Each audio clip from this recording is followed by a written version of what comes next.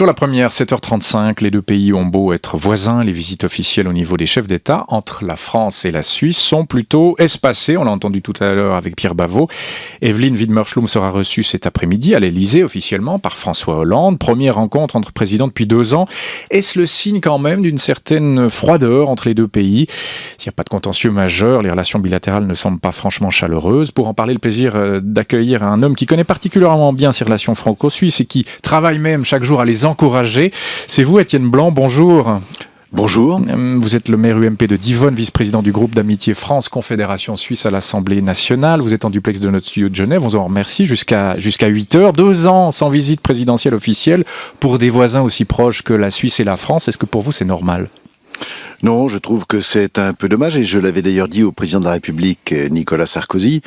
Il faut aussi resituer cela dans un contexte qui était un contexte extrêmement difficile, de crise économique, de problèmes majeurs pour notre pays. Et c'est vrai que, moi je suis de ceux qui regrettent que pendant quelques temps ces rapports aient été un peu distendus. Alors, vous l'avez dit à Nicolas Sarkozy, qu'est-ce qu'il vous avait répondu à l'époque ? Le président de la République, à l'époque, avait, vous le savez, des soucis énormes, la désindustrialisation, une crise économique majeure qui frappe la France, des choix stratégiques qui étaient à faire, et le président de la République a été mobilisé sur des problèmes nationaux. Et malheureusement, je le dis, je le regrette. Ça va mieux aujourd'hui? Vous pensez que ces relations seront moins espacées à l'avenir? Écoutez, si vous me posez la question de savoir si ça va mieux en France, je vous dirais non. Si les relations avec la Suisse doivent aller mieux, je vous dirais oui, bien sûr. Doivent aller mieux, mais est-ce qu'elles iront mieux à l'avenir? On a notamment, évidemment, les pressions fiscales sur la Suisse et ses banques. Madame Widmer-Schlum qui va voir Monsieur Hollande aujourd'hui, qui va proposer le modèle Rubik que vous connaissez, qui a été refusé par l'Allemagne il y a quelques jours. Pourquoi la France n'est pas intéressée par ce modèle qui pourrait lui rapporter pas mal d'argent, non ? Je suis de ceux qui défendent le modèle Rubik. On a 2 systèmes qui sont différents. Le rapport entre la puissance publique française, par les administrations et l'État, et le secret bancaire, sont des rapports qui sont complètement différents de ceux qu'entretiennent la Suisse avec le capital et avec le secret bancaire. Il y a une espèce d'incompréhension. C'est pas nouveau. Ça date de 1789. Ah oui, c'est aussi loin que ça. C'est très ancien. Ouais. Et sur cette question, il y a une divergence qui est une divergence de fond. Moi, je suis de ceux qui pensent qu'une des libertés essentielles de la personne, c'est de pouvoir être propriétaire, et que ce droit de propriété, il doit être sauvegardé. Côté français, on est tombé un peu dans l'excès. Il y a une discussion.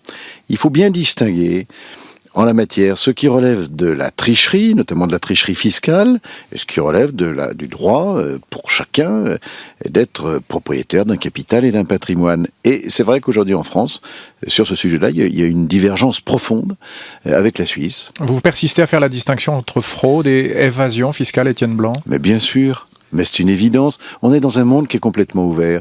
Vous avez des gens qui sont de bonne foi propriétaires.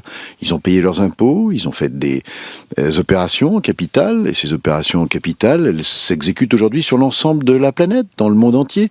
Donc il faut que la France le comprenne. Elle ne le comprend pas assez aujourd'hui, c'est une évidence. La pierre d'achoppement, évidemment, c'est les exilés fiscaux français. Est-ce que la Suisse... alors, je pense que vous allez nous répondre non, mais je tente quand même la question. Est-ce que la Suisse, beaucoup le pensent, est trop laxiste à leur égard? Écoutez, il y a 2 choses. La première question, c'est de savoir si la Suisse, aujourd'hui, se livre, oui ou non, à une concurrence déloyale par rapport aux autres pays d'Europe. Bruxelles dit oui. Bruxelles dit oui. Bruxelles dit pas tout à fait oui. Bruxelles dit, et il y a un problème. Bruxelles, aujourd'hui, étudie, discute, échange avec la Suisse. Il est vrai que sur un certain nombre de points de droit fiscal, ce sont les problèmes des filiales de sociétés internationales, les problèmes des holdings, il y a un régime particulier qui est appliqué aux sociétés étrangères. J'ai cru comprendre que la Suisse allait régler la question, et je crois que ça sera une bonne chose. Et puis le deuxième problème, qui est un problème bien plus important, c'est le véritable matraquage fiscal auquel aujourd'hui se livre le gouvernement français. Quand vous tombez dans l'excès, vous provoquez un exil fiscal. Alors, moi j'ai demandé, je suis membre de la commission des finances à l'Assemblée nationale. Et je demanderai, dès le début de l'année, je l'ai déjà suggéré au président de la Commission, d'examiner les conséquences des décisions qui ont été prises en France sur l'impôt sur la fortune, sur une taxation à 75% des revenus au-delà d'1 million d'euros, sur les conséquences que cela provoque dans l'exil fiscal. Eh bien, je crois que la France, elle doit aussi, aujourd'hui, prendre en compte le fait que nous sommes dans une économie mondialisée. La libre circulation des personnes et des capitaux, c'est une réalité. Quand vous prenez des décisions en France, qui sont parfois des inepties, vous provoquez cet exil. Et c'est ça la vraie question que la France doit se poser désormais. Une France en crise peut aussi admettre de récupérer une certaine partie de l'argent qui est exilé fiscalement. Les Français ont peut-être tendance à suivre cette voie-là, non? Par des temps de crise, Étienne Blanc. Évidemment, le pays est en crise. Évidemment que tout le monde doit faire un effort. Mais est-ce que le premier effort pour la France, et c'est la discussion que nous avons actuellement avec le gouvernement, c'est pas une véritable politique de diminution de ses dépenses? Trop d'impôts tue l'impôt.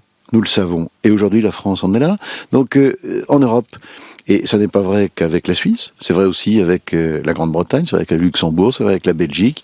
La France fait exception, avec un taux de prélèvement obligatoire qui dépasse l'entendement. Enfin, il faut le savoir aujourd'hui, on est un des premiers pays du monde en matière de taux de prélèvement obligatoire, en matière de dépenses publiques.